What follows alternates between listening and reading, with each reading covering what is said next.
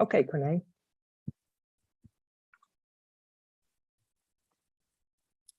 Good afternoon, all viewers and participants to this conference on skills development in tourism. Your heartfelt welcome from my side as the moderator of this third module in the conference, the third module of 4. And this third module will focus on the topic of assessing skills gaps and future skills needs. And this is connected to what we did in the Next Tourism Generation project and the new skills products that we have developed in the frame of this project. So in this module, we will see how the new skills products as developed can be implemented and used at all kinds of different levels, national, regional levels, to provide benchmarks, tools and practices for green and social skills to support the sustainable development of digital and technological innovations within tourism. So together with the panelists, we will focus on how to implement research-based structural mechanisms for the analysis of the dynamic and rapidly changing skills in tourism to have strategies in the frame of the European Union for the tourism sector. So we will talk about data and the need for research on how to use these kind of data research practical tools to help all stakeholders in tourism, such as tourism professionals, employers, educational providers, etc., on how to improve the skills in areas for work in tourism. So let me share my screen with you to have a short kick-off and an introduction of this third module. So the program of the module, the agenda of the next hour will be as follows. I will do a short kickoff, an introduction on the tools we developed so far in the frame of the Next Tourism Generation project. And then there will be 3 subsequent contributions, short presentations of our panelists. I will shortly introduce them later to you. And then we have about half an hour, slightly less, to have a moderated panel. And this means in case there are any questions, suggestions, ideas, or whatever, please post them in the chat in YouTube.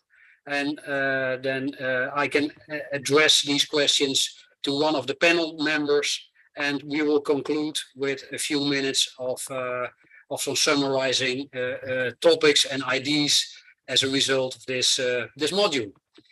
Okay, so let me start by shortly introducing the topic to you by sharing a few slides with you. This refers to the background of this module and connected to what we did in the frame of the Next Tourism Generation Alliance project. One of the important parts we already started with this at the early beginning of the project was thinking about how can we structurally assess existing skills gaps and make some kind of a forecasting, a prognosis for the future skills needs. And not only that, but in the end also on how to bridge the skills gaps and how to provide structural solutions for skills development. So to start with, we did a lot of research. We developed a skills assessment methodology that I will share with you in a few moments, and we developed a skills lab platform. So I will shortly introduce these items to you in the remainder of my introduction. So as you know, and as you may have heard in the first 2 modules this morning, the NTG project is focusing on 5 different subsectors in tourism, on 3 different skill sets, green, social, cultural, and digital skills, for the benefit of 5 different types of stakeholders, employers, governments, employees, workers in tourism, educational providers, educational institutions, and sectoral associations. So that's what we did. So in the first part of the project, we developed research reports that are still available on the website of the Next Tourism Generation project. You can see the website projected here on this slide. So what we did is we made an extensive literature review report of all kinds of existing skills studies in tourism, worldwide, in Europe, but also nationally. And we conducted primary research in 8 different countries. And we had about 250 interviews with senior officials working in the tourism industry, leading to a research report, interview report.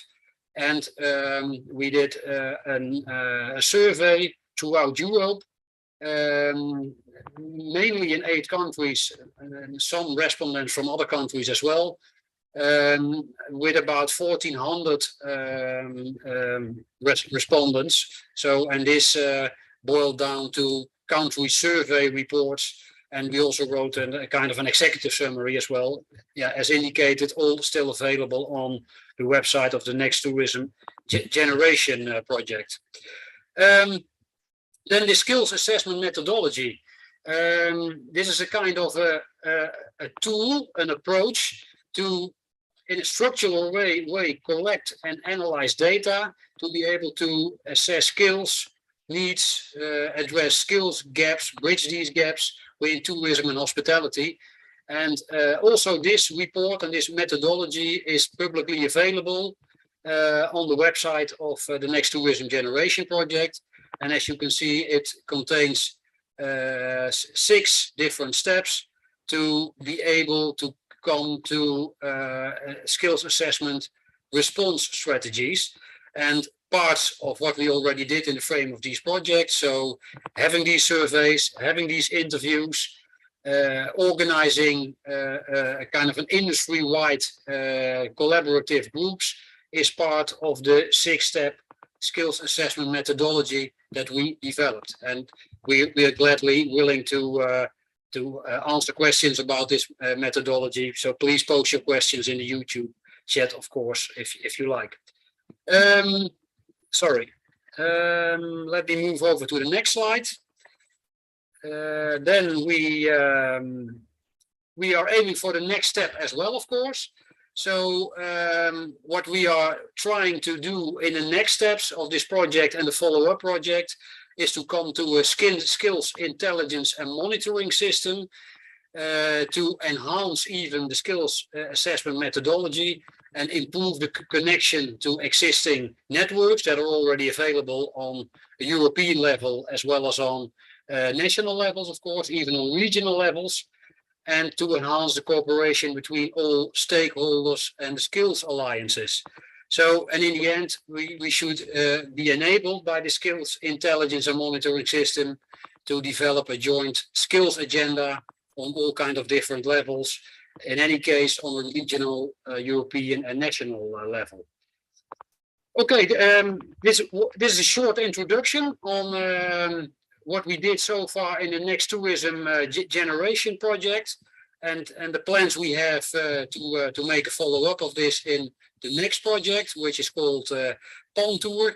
And let me now introduce you to our first speaker, our first panelist, which is George Hajal. He is a researcher, a lecturer and coach in hospitality studies and in HRM at the Academy for International Hospitality Research at NHL, Stanford University of Applied Sciences, and he will share some insights with you about his project, which is called The Future of Hospitality Jobs, Attracting and Retaining Talent.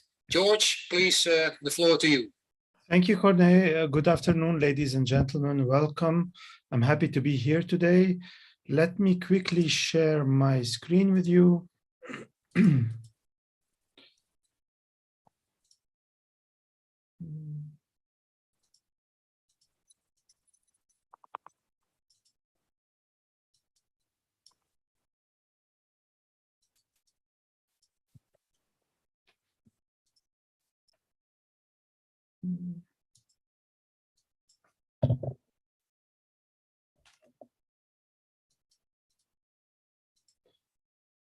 I'm unable to make it. Can you all see? Yes, we can see it. Maybe you can press F5 when you are in PowerPoint. I'm not sure. It's yeah, it's yeah, okay. this is yeah. Okay. So sorry for this small technical glitch. So I'm happy to share with you today about my project, which is attracting and retaining talent for the hospitality industry. But I'm unable to switch.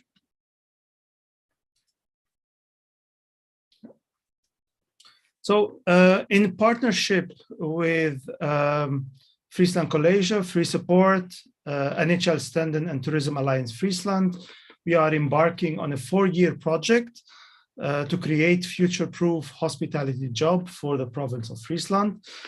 And of course, to look at how can we attract and retain talent for the hospitality industry, and as well, how can we transform hospitality jobs from a short-time gig, from a job that you do on a temporary basis to really a lifelong career. The idea for this project started many years back when we started thinking of the main issue and problem that the hospitality industry is suffering from, which is the ability to attract and retain talent. As you all know, the hospitality industry suffers from a very high employee turnover compared to other industries, and that is for many reasons. One of which is that the hospitality industry is impacted to a big extent by seasonality and is the main employer of young adults that usually move on after completing their education, or they are linked to their parents and they move from one city to another. To give you an impression, even before COVID-19 pandemic hit, the Dutch hospitality industry suffered from 47% employee turnover, and this was leading to an approximate cost of 1.4 billion euros. Employees in the Netherlands were leaving or left the industry, and they were complaining about low pay, heavy workload, lack of career opportunities, inadequate guidance, and other reasons. Nevertheless, the COVID-19 was a game changer. After the pandemic hit, by August 2020, the Netherlands in general has lost almost 322,000 jobs, out of which the hospitality industry, and specifically the HoReCa, which is the hotel and restaurant and food service sector, lost around 122,000 jobs. Many of these laid off employees left the industry and found jobs elsewhere. And now that the COVID restrictions are lifted, a lot of these employees, especially at entry level, they are refusing to come back. They are refusing to join the hospitality industry again, and they are arguing for better working conditions, better compensation and benefits, additional flexibility, and a desire to work remotely. So from here, our idea started: how can we help, especially as academics, how can we help the hospitality industry attract and retain talent? We started looking at the available literature and available research. And yes, there are a lot of attraction and retention strategies. But what was missing was a holistic, complete framework that would put all these strategies together and create a framework that can be adapted and adjusted to the local context. So based on the current literature, we were able to identify 5 areas. I apologize once again because this now is in the way and I'm not able to make it. Can I try to share the presentation from my computer, George? Maybe this is possible. Yes, please. I can have a try. So let me have a look. Yes. 1 minute, less than a minute, I hope.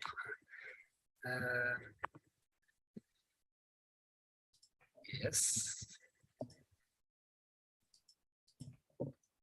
So now I will share the screen.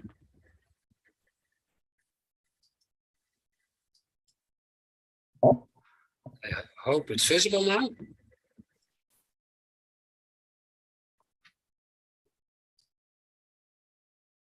Yes. Thank you. You mean this slide, George? The previous one? Yes. Okay. Thank you. So, inspired by literature, we were able to identify 5 major areas that the hospitality industry can look into and investigate further in order to attract and retain talent. The objective is, in partnership with different hotel schools, Friesland College, Free Support, and our university, NHL Stenden Hotel Management School, students supervised by one of their coaches or teachers will be based and working with industry partners from the Frisian hospitality sector. Inspired by this mind map, they will be looking into different opportunities, identifying what are the issues and problems when it comes to attracting and retaining talent. The students will be able to identify the problem, will be able to research and develop a prototype, test the prototype, implement it, adjust, retest until we implement and we are able to help these industry partners with a full-blown strategy of attracting and retaining talent. And then we will be collecting all these mini projects, and through them we'll be able to, or we hope to create, or we aim to create a complete framework that would allow us to have strategies to attract and retain talent. Next, so let me take you quickly through these 6 areas that we were able to identify. The first area is artificial intelligence and technology. Here we will look at how can artificial intelligence and technology allow us to attract and retain talent. So we will look at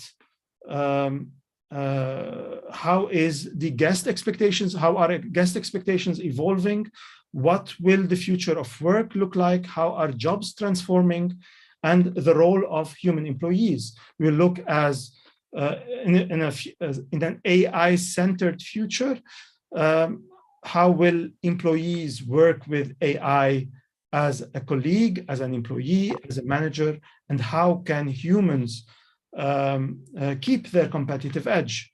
We will look next at the gig economy. How can we learn and use the principles of gig economy in order to attract and retain talent? Principles like similar to what we see in Uber. How can we use, and other companies, how can we use online platforms, for example, to publish gigs where employees can apply and work on different gigs every night? Do we still need fixed employees, or can we look at another way of doing things? How can political, social, and legal aspects influence attracting and retaining talent? Different government policies, different agendas. How can we make use of foreign labor, skilled, unskilled, migrants, and refugees? As well, how can rebranding the hospitality industry help us attract and retain talent? We look at,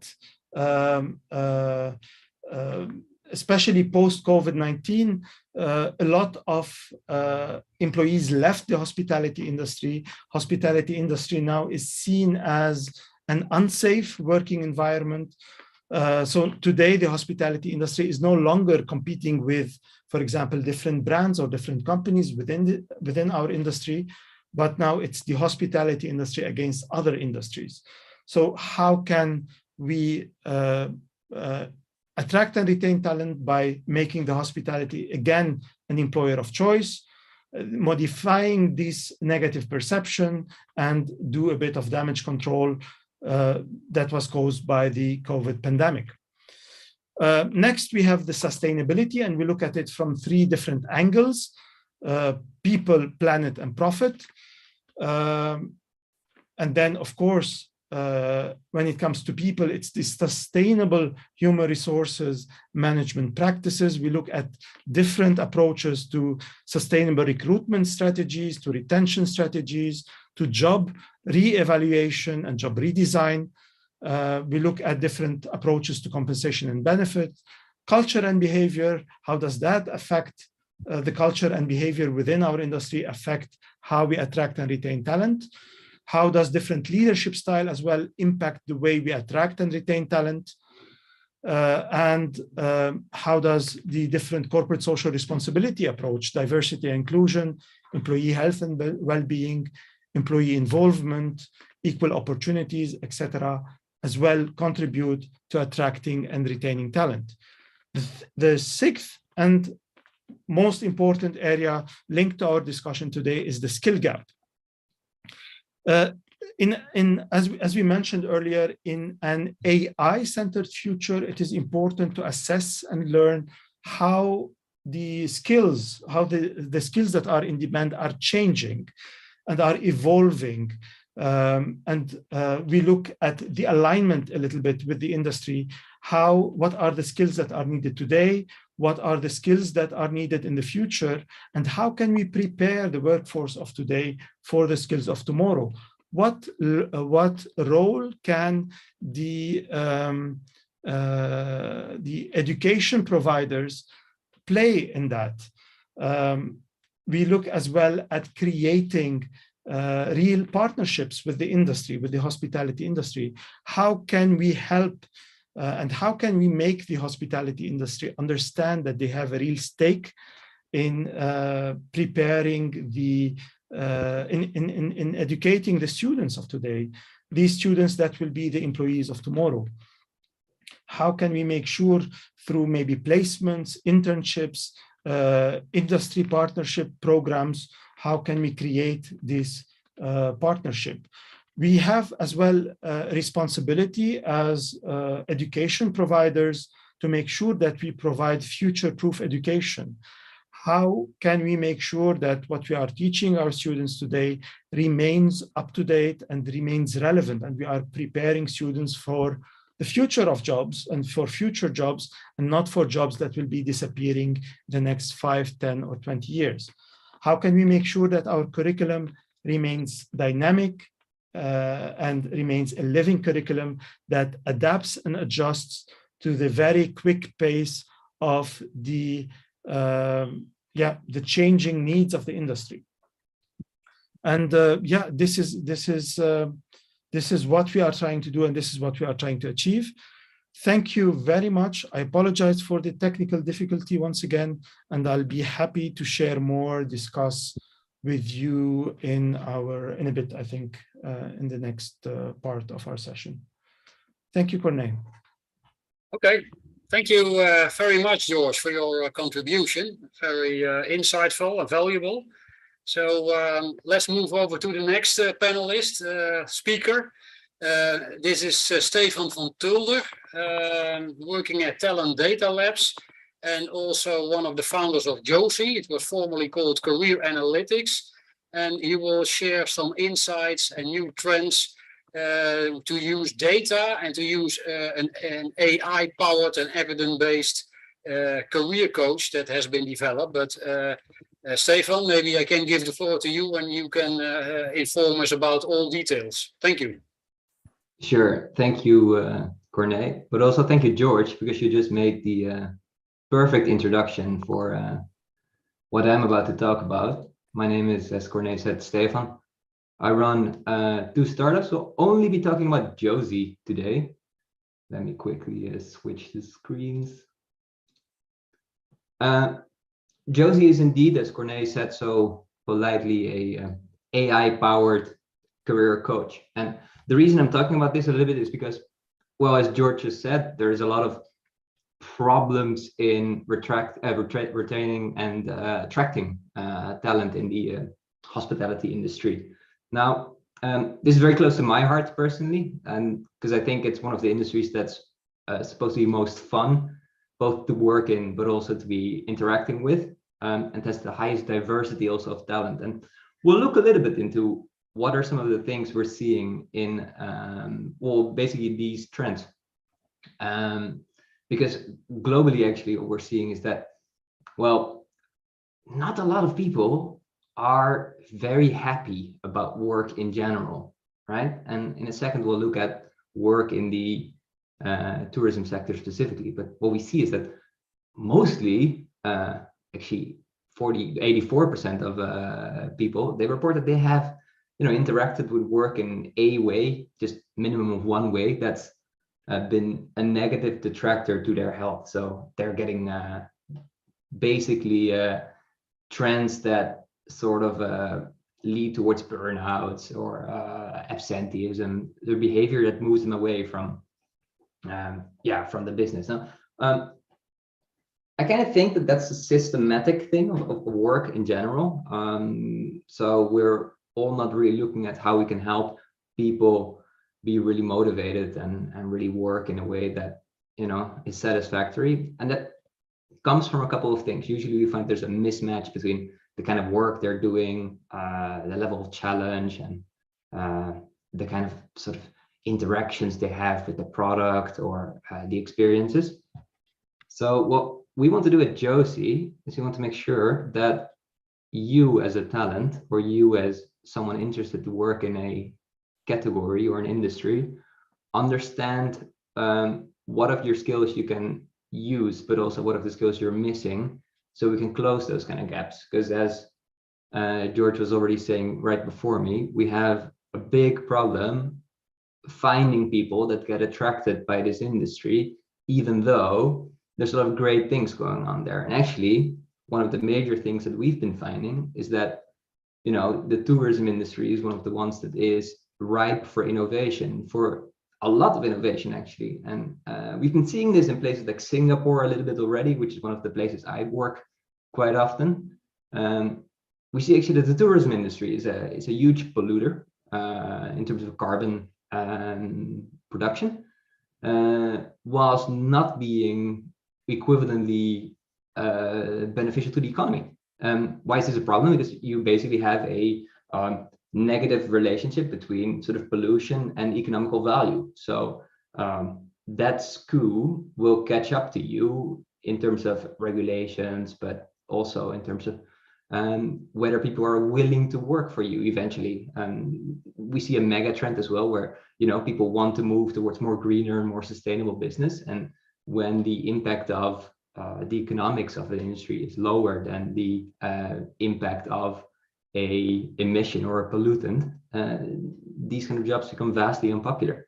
One of the major contributors is that basically, if you've been to any hotel, over 90% chance that hotel has been a high-rise, which is a well-known fact, that any high-rise building is not just logistically, but also from energy is basically a polluting factor. So the way how we think about things like hotels and sort of these larger experiences is spatially already sort of wrong. So basically what this means is that these kind of deficiencies lead to an opportunity. And that's kind of what I want to talk about. I want to talk about how we move away from looking at, there's a shortage of jobs in the hospitality and tourism industry, which we see today, right? We see minus 18% we see 18% of people or jobs left open. So no applicants whatsoever, right? So if you walk past any restaurant, hotel, or whatever location that does catering in, well, especially in the Netherlands, but in the rest of Europe as well, you'll see help wanted. Well, George has highlighted this as well, which is kind of sort of, do you want to work for this thing right now? And I kind of, as a person, I don't feel that's an attractive offer as well. Just asking for help without, it's not a very good sales strategy, right? So do you want to buy my product has never been a really good sort of strategy to target someone. So what we want to do with Josie, and what we're already doing, and you can experience it yourself if you go there, is make things exciting again. So when we look at what's happening in the tourism industry as well, and basically I just showed one fact, which is the the polluting nature of tourism in general, but we've also seen, thanks to COVID, that in terms of health and safety, we're trying to redevelop tourism. And these are a lot of exciting jobs that require a whole different set of skills and management capabilities. So what I really want to do and emphasize is that, you know, we need a platform, we need a structural approach to not just showing people, hey, this is what's not going well, these are where the gaps are. So, you know, work in healthcare or work in hospitality, because there's 20% jobs unanswered. So you can probably find a job there. But really look at, so, hey, there's some newcomers, some experiences that are unique, are sort of high level or aspirational, coming up and growing. So what we see is, for example, I'll take experience manager, right? So especially during COVID, it's really difficult to give someone in a hotel a good experience because of all the face masks and all the distancing and everything. So we really need to redesign that. So we've seen a massive growth of the need of these kind of people trying to go in that. And the skills that have to come with that, and I'm pretty sure that in the panel we'll touch upon this again, are changing radically, right? So what I want to do and what Josie wants to do is we want to bring people in that, you know, want to invest in technology in hospitality, that want to bring experiences closer to users, even though when I say users, I mean, you know, tourists, even though we can't physically close these kind of distances anymore. So what we see is already when we look at this, and when we look at experiences in Singapore, and when we look at sort of what they've been doing in hotels in the time, is that there's a whole new set of skills involved, right? One of the most important things I'm talking about is leadership, and that's exactly what George has said. There's a lot of people available. There's people with distance from the normal labor market, you know, people with mental handicaps, people with basically language issues that we're trying to bring back into the labor market. And to do that, we need a whole new set of social skills, right? Patience, you know, the ability to educate, but also operate with technology. So we need data analysis, well, a whole lot more. You can actually experience this a little bit if you go to our platform later. I'm running out of time to explain this further, but basically what I'm trying to say here is that you as an individual, so anyone wanting to do anything and contributing and making, you know, tourism great again, can actually go to a website like ours and try to figure out how you as an individual, based on your background, can fit in and make a radical change there. Do something completely different, you know, return the flow of negative economical impact to pollution, basically, right? Circle all of that back. So that's all I wanted to share for now. And I hope to speak more about this in the panel later. Thank you. Thank you, Stefan, for this contribution, and also to stress the importance of quantitative methods and to have data and insights to make the right decisions, etc. I think it's a very interesting development. Maybe we can talk a little bit further about this in the panel, or maybe some questions will arise from the audience that we can share. So let's move over to our last speaker and the fourth panelist, which is Lobke Elbers. She is working at Breda University of Applied Sciences as a researcher, and she was a co-developer of the Skills Lab platform in the frame of the Next Tourism Generation project, and she will share some insights with you about the developed Skills Lab platform. Lobke, please go ahead. Yes, thank you very much, Corné. I'm sharing my screen now.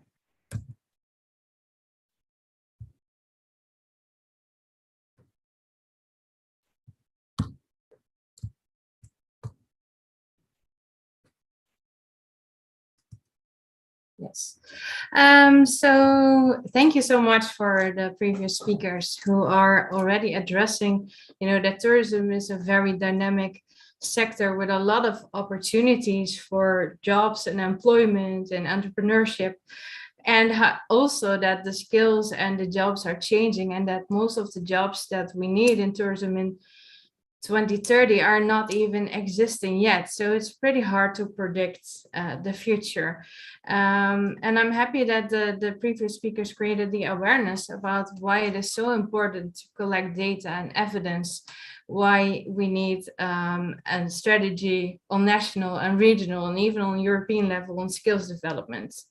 And this project, the NTG project, has created this awareness. And first of all, we needed to do some research, as Corné already highlighted in his presentation.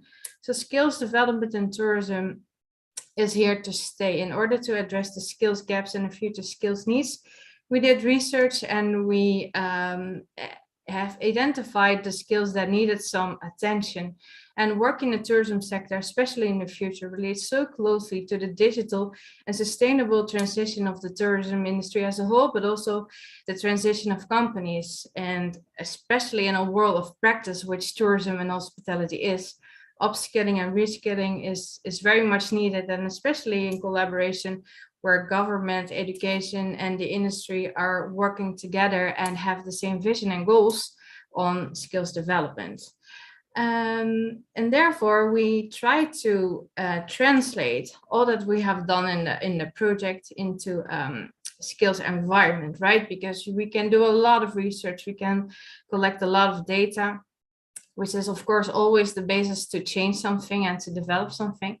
And therefore, we created the skills lab to also make it easier for the end user and the audience to really upskill and reskill themselves as a sustainable tourism workforce, so to say, but also for education and training purposes. So we wanted to create something where all the end users have access to relevant tools for all the target groups all working in the tourism sector, which is as broad as job seekers and employees, employers, small, medium enterprises, education and training institutions, and of course throughout all of the sectors.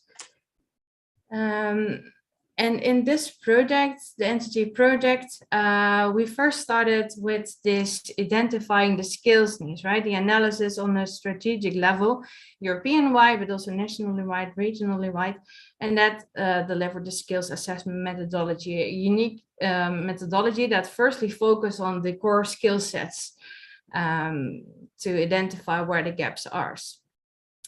And in total of the project, you can see that we created some other tools that are already addressed in the previous module during this conference. And today I will focus on the NTG Skills Matrix and the NTG Skills Lab and how it's working on an operational level and can be used on a day-to-day basis by all the target groups I mentioned. So the research and skills assessment methodology was there to create some evidence, right? We needed some evidence what skills are needed and what skills we talk about when we talk about digital, social, and green skills. We did desk research, field research, and that's proof that there's evidence that there are upcoming skills gaps, especially when we look in the future and the jobs that are needed there. That resulted into the NTG Skills Matrix, which is an enormous database of all the data and skills that are currently needed and needed in the future. And we tried to see how we can make that an interactive, and that led to the NTG Skills Lab, where we have the skills tools available for the audiences that we have. So really it was about creating the evidence, collecting the data, and now we create a narrative why it is important to address skills daily for the tourism workforce and how you can do that. We really wanted to make it a very practical approach in this research project. So the Skills Lab is an interactive online platform, and we focus on 3 categories of end users, which are the employees and job seekers, employers and SMEs, and education and training institutions. And basically all of the materials that we have here have 4 core elements, consisting of a 360 skills overview. I will explain that more later. To create a skills profile, to identify skills gaps, and a skills to job match functionality. And we do that for everyone who is interested in skills and tourism jobs for the 3 areas, digital, social, and green skills. and how to improve those skills in the areas of work in the five tourism subsectors: visitor attraction, accommodation, travel agencies and tour operators, F&B operations, and destination management. Now, to dive a bit closer, I would like to give you a short overview of what employees and job seekers could do in this digital environment. So I already explained that you can create a skills view and a skills profile. So you can create basically an overview of what profile and requirements are needed by the jobs and positions that you would like to have. You can identify what kind of skills gaps you have in terms of digital, social, and green skills, and what job matches best to your skills. We are also working on a platform within this platform where you can really find a job and also to deliver some training materials where you can improve your skills directly. This is from an employee and job seeker view. Full overview of everything you can do. Now for the employer and SME view, we have of course the same functionalities, but with a different approach. So for example, the employer are able to create and customize skills profile for their companies based on their skills needs. So the skills profiles will help them to match the existing profiles on the platform for the best job matches, and also to find the best candidates for the given jobs. And also it will provide some insights about which training will be available on which platforms. And thirdly, this is the training and education view. And there you can see it's all mainly the functionalities are mainly focused on the training and education purposes, of course. So comparing your training materials to the next tourism generation identified skills needs. So what can we do to improve our training or curriculum or education materials to close the gaps that we have on social, green, and digital skills? You can compare training offers with candidate profiles, and of course, what resources are also available can be looked up. And I think it's really relevant to say that we created basically the structure where we collected research and innovation and socio-cultural changes, because this lab will also change over time. When there are new skills, we will automatically update this, and COVID of course had already a big effect on the skills that are needed. So this is an interactive tool, and it will stay interactive as an interactive knowledge database, so to say. And since it's combined to the skills assessment methodology, we can say that we can structurally monitor the intelligence that we need to identify the skills gaps and future skills needs. So we really have a mechanism in place, or an infrastructure framework, how you call it, to create a dynamic community around this next tourism generation skills lab, to collaborate and co-create training materials, maybe to identify new end users or new tourism subsectors that are needed, and to really actually create a platform that's fit for the markets, right? That's also addressing what is needed now, what Stefan already told. Since everything is changing so quickly, it's very important to have the dynamics as well, and to map for the future and to create an interactive ecosystem. So that's what we try to do here. And of course, in the follow-up project of the next tourism generation, the Panther, this will be rolled out amongst a lot of stakeholders, and we try to collaboratively work on improving this infrastructure and this tourism skills lab ecosystem. For your overview, it will look a bit like this. So the entry page will be tourismskillslab.eu. We will send this information afterwards. There you will find all the tools that we develop with different filters for your purposes. We provide training materials, repositories, and other relevant project outputs that are of practical use for industry and individuals.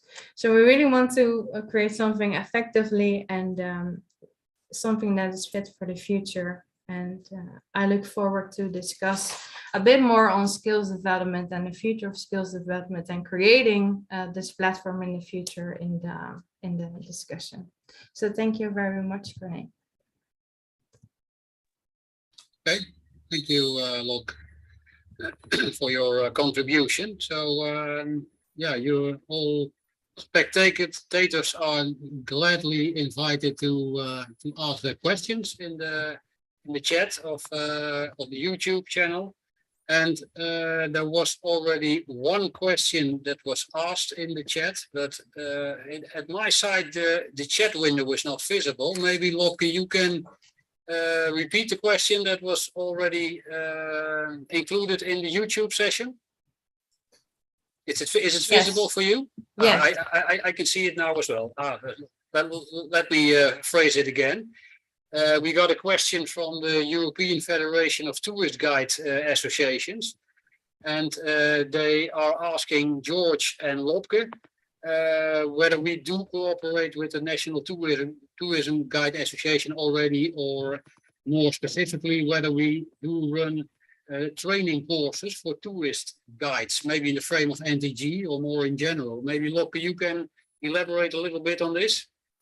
Yes, I think with identifying the tourism subsectors, we try to cover the whole tourism subsector, but of course, visitor attractions are nothing without tour guides, for example. And basically the training materials that we develop, or the core principles of the training materials that we develop, can be carried out through all these subsectors. And it's not that we specifically work yet with the tourist guide, as the National Tourist Guide Association, but I think it will be interesting to see what kind of core modules can be fit for tourist guides. And I especially think that digital skills and social-cultural skills are very relevant to incorporate in training for tourism tourist guides. So we can have a look closer on that and to see what else can we do for all the target groups that are working in this dynamic field of tourism, since also tourist guides are on the high rise for a lot of years now already. So it's a really interesting opportunity. So thanks for this question, and definitely keep in touch. Yes, and as indicated in the Next Tourism Generation project, we try to focus on skills that are, I would say, that are needed in all subsectors and on all kind of different levels. So I'm sure that also within the tourist guides, there are plenty of, I would say, skills needed that are also covered by what we did so far in the Next Tourism Generation project. Okay, so thanks for this question. In case of any other questions, please let us know in the YouTube chat. In the meantime, we can elaborate a little bit with the panel about some insights that were shared with through the presentations that we just saw in the last 30 minutes. So, George, you talked about the gig worker, which is quite an interesting phenomenon, I think. Not that well known, but is this something that is on the rise? And you were talking about the kind of a platform that would be installed, or that would be available on the internet, where people can find these gigs. Do you have any concrete examples of types of jobs, or is this already available, or can you share some thoughts about that? Especially during the COVID-19 crisis, a lot of hospitality establishments had to let go of their employees. And from here, the research and the debate started. Do we really need to have permanent staff? Do we really need to hire and have all the employees that we traditionally had? And experience and research already shows that it is not really necessary for that. It is enough to have maybe certain positions on that we hire them on a permanent basis, and maybe other positions can be hired on a gig basis, on a temporary need. And the idea, of course, it's still experimental, and it still needs a lot of further research, is, okay, is it possible maybe in a city like Amsterdam, for example, is it possible maybe to have a kind of a platform? Hotels publish, for example, their jobs, and then and the needed positions for specific dates, specific times, and then employees can log in and apply and work for these specific times. Of course, it needs a lot of research, a lot of legislative preparation to make sure that the rights of the employees and the rights of the companies are protected and all the legal aspect is covered. But yes, it is definitely an idea that has been on the rise, especially after the impact that COVID-19 had on employment in the past few months and years. Okay, thank you very much, George. And maybe Stefan, to connect with this, I think to be able to power maybe such a gig work platform, I think the insights that you shared with respect to data and trends and a platform powered by AI would be highly relevant. Do you think that also, I would say, HR departments, for instance, of large companies are able to empower such a system powered by AI by themselves, or should this be data be collected by specific companies or by governments or whatever? How do you see this? Yeah, so thank you for your question. And I think what you're asking here is a bit two-sided. So should we run a platform at a company level where we try to introduce a mostly flexible or let's say gig-based labor? But my answer to that is very simple. That's yes. Should HR run it? I think that's really complicated. So let me answer it in two parts. So part one is, and this is my opinion, right? So discard it if you disagree with it entirely or comment on it. I feel that there is a need for us to establish what contributes to performance, happiness, engagement, and sort of liking your job in general in the workforce, right? The best entity, so the best producers of this kind of data should be and have to be the organizations themselves, right? The companies and the HR departments. What we've seen in the past, though, is that that's not the case. They're, if anything, a really mediocre at best producer of this kind of data. And that's probably the contributor to why one of the statistics I showed, 84% of the people working anywhere are somewhat disengaged or somewhat unhappy. So my philosophy is a lot that we would probably be better off crowdsourcing it or finding data in sort of the masses. So that means the population at large. So should organizations have a platform? Yeah, absolutely, because I think there's a lot of local information, knowledge, and general aptitude that we can't really capture. But the rest of it, right? The way we target people, the way we try to attract people, the way we make people happy, I think there should not be something that's guarded inside of an organization. Also because it's transient by nature, right? So we see the upcoming role that we saw in my presentation. I don't know if you saw it, but with the consultant, right? The hospitality consultant that comes in, tries to help you renovate or strategize new experiences, that moves in and out into many different companies.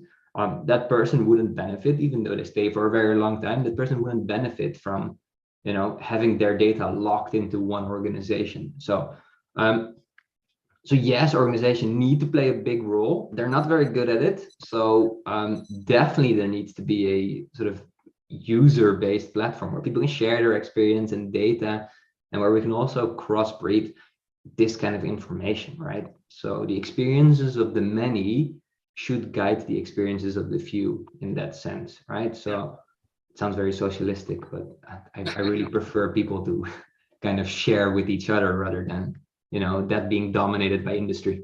Yeah. Okay, thank you, Stefan. And the data you showed us, how were they collected? Was it with a panel, or was it an input from open data sources? Or I was just curious to see what the background is of all these insights.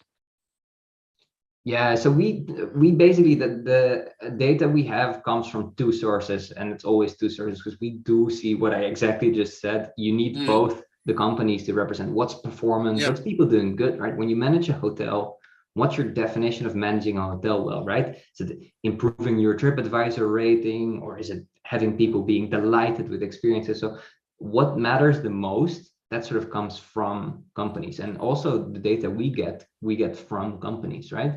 But organizations like travel advisors, all those kind of things, they're always better at representing their own data. So in some cases where we force them to do this very structured and do it very well, we get very reliable data, right? So what they need, so what kind of jobs are growing and in super high demand and super exciting, they're willing to pay a lot of money for, they're willing to train and retrain.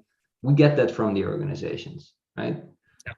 We have a B2B platform for that. It's called Talent Data Labs. It doesn't matter that much for you, but the rest of the information, who likes what, why do they like it, how do they interact with it, how much freedom do they want, how much money do they want to make, do they want to stay in this forever, or do they want to grow somewhere else, do they want to be on a beach, right? All that kind of information, it doesn't really get represented well when a company asks you that, right? So when your employer asks you, hey, Corné, what would you really like to do in 2 years from now? The chances that you'll answer, sit on the beach and do my work from there, are going to be very slight, even though that might be your exact desire, right? So that needs to be towards the talent per se.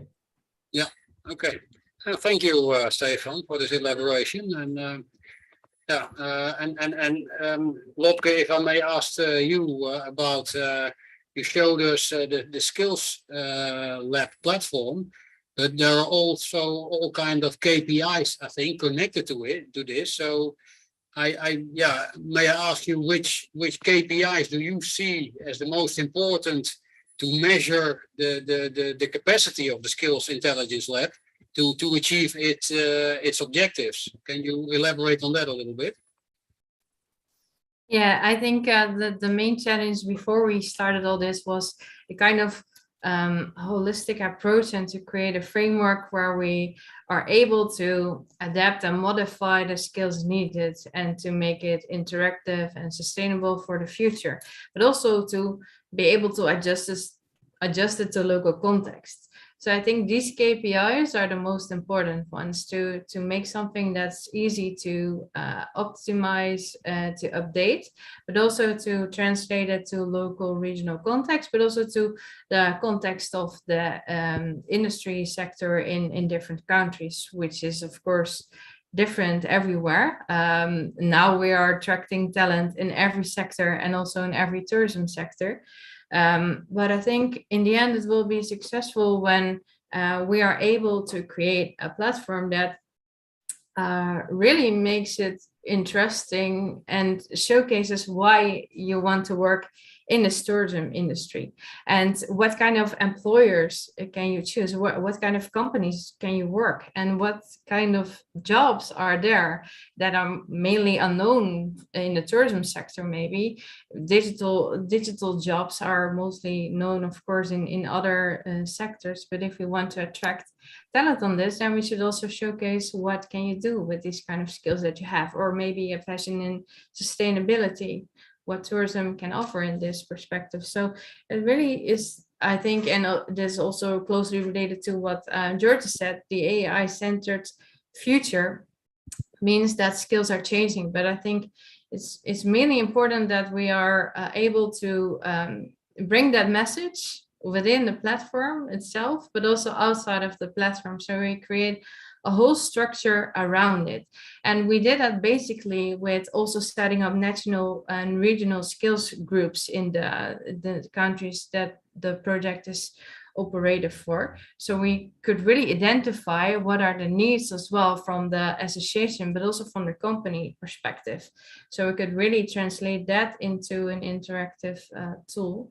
But at the same time, you need to be aware of how can you be of best relevance in terms of analysis and data, because we already use that immediately into the lab, but we also have a function and a role in sharing those data to share a bit of knowledge. So it's always the sweet spot in creating knowledge, creating insights of that, and also to to prepare the tourism workforce for concrete training and education materials, which is of course always the hardest part, to make that concrete and to make that ready for the day-to-day work, right? Because every employer is busy on what's happening now and not really focusing on the long-term futures where skills are a part of.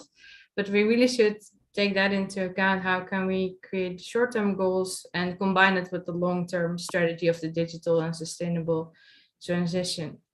Yeah. So thank you for that, Lobke. It's just we encountered, I think, in the next tourism generation project that with all these different subsectors and all these different skills, it's maybe quite hard to look for the common ground between all these subsectors, because quite specific job parts of the job in, for instance, restaurants may be completely different than working in an attraction park or whatever. So it's quite important to have this common ground, and you need research and data for this to have the slightest idea of what's going on, of course, in these sectors. George, if I may ask you, you showed these 6 key determinants or factors that are relevant to attracting and retaining talent, and you talked a little bit about the role of skills. I think you mentioned it as the last sector, but not the most, the least important one. How do you look from the perspective of your project that you're in and your research project, how these skills, how this can be, I would say, put on the map and empowered to play the most important role in really attracting this talent? Thank you, Corné, for your question. As you said, and I totally agree, skills are really the cornerstone of creating future hospitality jobs. And it all starts with understanding how jobs are evolving and what will the jobs of the future look like. Yes, AI is taking over, automation is taking over. A lot of jobs will be lost for AI and automation. And it is important for us to understand what will the future jobs look like, and based on that, what are the skills that will be needed in the future. There are a lot of research and a lot of publications on what are the skills of the future, or what skills will be needed in the future. Nevertheless, in my opinion, the industry has to take lead on that. The industry has to understand, or has to do its own analysis, forecast, and foresee which jobs are going to disappear in the near future, which jobs are disappearing in the long term, which new jobs or which new tasks will be taking over, what will the jobs look like, and based on that, we can come and say, okay, these are the skills that are needed. And here, the very important role of training and education in the hospitality industry, and the role that can hospitality education providers play in helping to skill and reskill the current employees and the employees of the future, and make sure that they remain up to date with the skills needed to do the job that the industry requires. Okay, yeah. Thank you, George. And with respect to these, you say, okay, so the industry needs to define which jobs and which type of competences need to be available for these workers. But in the presentation of Stefan, I saw in the stats there were some newcomers in tourism mentioned, health and safety expert, travel consultant, etc. Do you have also any insights, Stefan, in which kind or competences? And of course, if I see technology manager, I think about digital competences, but this is quite on a general level. But is there any insight on what kind of competences are then really needed in the frame of being a technology manager or sustainability consultant or whatever? Thanks for that question as well, Corné. Well, so let me clarify something here, that the way we talk about skills and competencies is usually we identify something that we name one thing, right? And we call that a semantic definition, right? And that semantic definition is basically, if I say you need to be able to develop Python, someone needs to be able to develop in a coding language that is called Python, right? Or Arduino for Arduino and whatever, right? We want to phrase that completely differently as well, right? So competencies, what they exactly needs to sit on a little bit more of a high level, right? So your ability to automate systems, can be executed in that Python or in JavaScript or whatever software you use. But that mindset and that ability to think in such a fashion is infinitely more important than your learning of that language. Because we think of coding languages, for example, that's a very good specific example, as something that manifests itself as a single language, like with normal languages, right? If you speak Spanish, you don't speak German, right? So coding languages are a little bit different because you interact with a computer, or you interact with a system in a systematic way that there's a lot of overlap. So when we go back to the language sample, being able to speak Spanish definitely helps you with your Italian, right? So acing the one allows you to help to ace the other. Now, what we're really a big fan of is seeing people being computer literate, right? And computer literacy includes things like data analysis, but there's so many no-code or low-code tools as well that don't necessarily require you to have Python as a competency. So we definitely see, we see this in Singapore already happening today, right? Their density of robots versus humans is highest in the market, right? And I think there are some other sample markets here that I'm less familiar with, but the ability to interact with systems and design those systems doesn't per se require you to write Python specifically, right? So we talk more about competency groups, and also when we talk about our way of broadcasting what people need and what people need to learn, right? We do say that you can have a proximity to something, right? So we need to stop looking at it as a filter. Proximity sounds a bit weird, but just what I talked about, Spanish and Italian, right? They're two languages that are similar enough to make that jump easily, right? So we want to attract everyone at close proximity as well, right? So we want to say coding literacy or machine literacy, that's sort of something that's going to be really important. And we see the importance of that rising, but then it's not a 20% increase in Python, right? It's not a 30% increase in JavaScript. It's completely different. It's sort of a mindset change, right? And that mindset education is radically different from teaching that one skill. Teaching the skill is easy, but that doesn't bring affinity, and it doesn't bring sort of people wanting to grow in that and doing it more often. So I wanted to establish that first, and then absolutely we see a big need for computer literacy. We see a big need for everything related to that, which is data interpretation, the being able to set up funnels of optimization, robotic process optimization, all those kind of things. But most of it, it's also the ability to interact with people doing the actual work, right?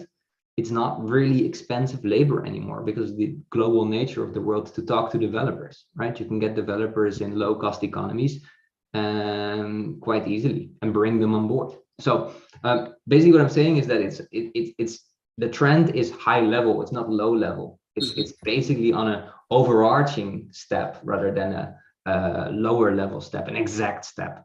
So I think universities can play a big role there. And as George said as well, we can, we as an industry can decide, what do we really need? Do we need to automate things? Then we need more, communication skills with developers, computer literacy, those kind of things, right? And we can backtrack it from there. Yeah, okay. Thank you, Stefan, for this answer. I think it's very insightful. And George, one question to you again. In for instance, the NTG project, but in all our cooperation that we did so far in the frame of skill development, etc.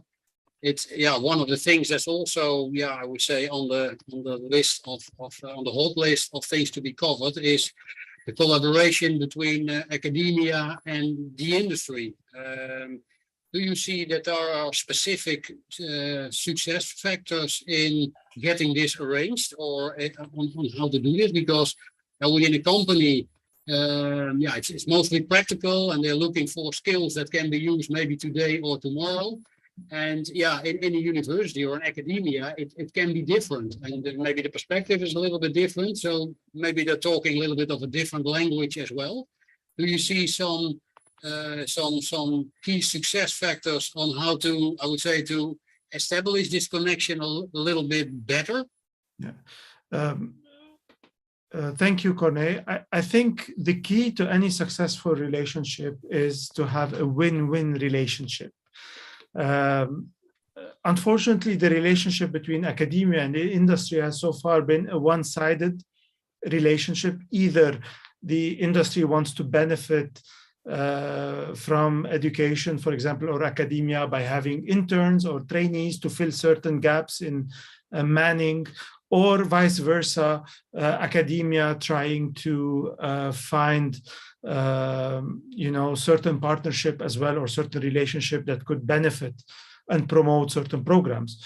A key example of a win-win relationship, I think, is what we are currently experiencing at NHL Stenden, especially at the Hotel Management School. We have established well-founded partnerships with a lot of hospitality companies, where our students are working with the industry partners on as kind of consultants, as part of our design-based education system, where the hospitality partners provide us with real live design challenges that the students would work on them and provide them with support of the teachers and experts and different facilitators from our hotel schools, would provide them with real and concrete solutions, prototypes, and strategies that they could implement to tackle the problems that they are facing. So this is, I think, one step in the right direction to create this kind of win-win relationship between hospitality and education. And another factor I think that would contribute to this kind of a successful relationship is to make sure that we listen to the industry and we know what are their needs, and we incorporate their needs in our curriculums. And our curriculums and what we teach our students remains up to date, relevant, and applicable in the industry. And I think this could make a big difference. It is important for the industry as well to stay in contact with academia and hospitality education providers, and to communicate their needs and to communicate the changes. A very small example, I think a lot of you already heard and know, we have Postillon hotels in the Netherlands that in the last couple of years, they have replaced the reservations department with a fully automated artificial intelligence system. So in the past couple of years, the whole reservations department, or people working in reservations, were taken out, and they are working in different jobs in front of the house, customer service, customer support, and the reservation department is now one system, one artificial intelligence system.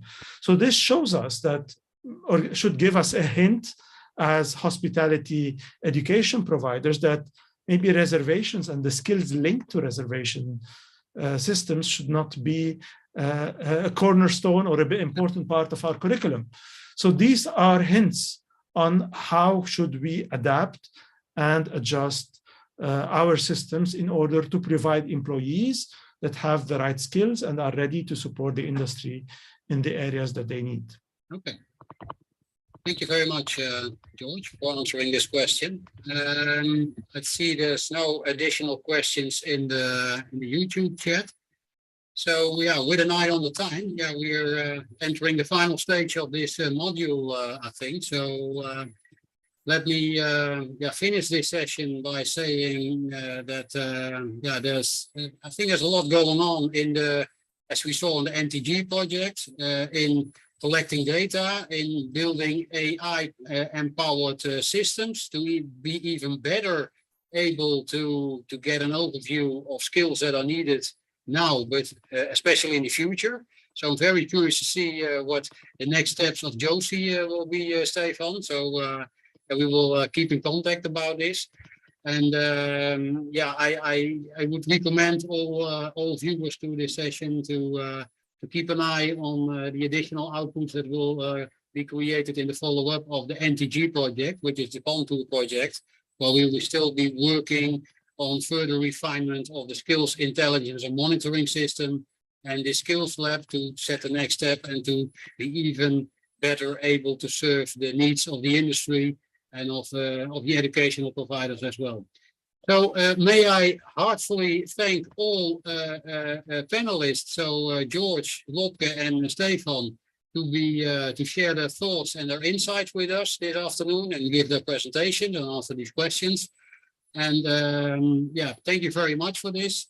And I propose to now complete this session, and I wish all spectators to the YouTube live channel a nice continuation of the conference in the 4th module that will start in half an hour. And thanks again, and see you soon. Bye-bye.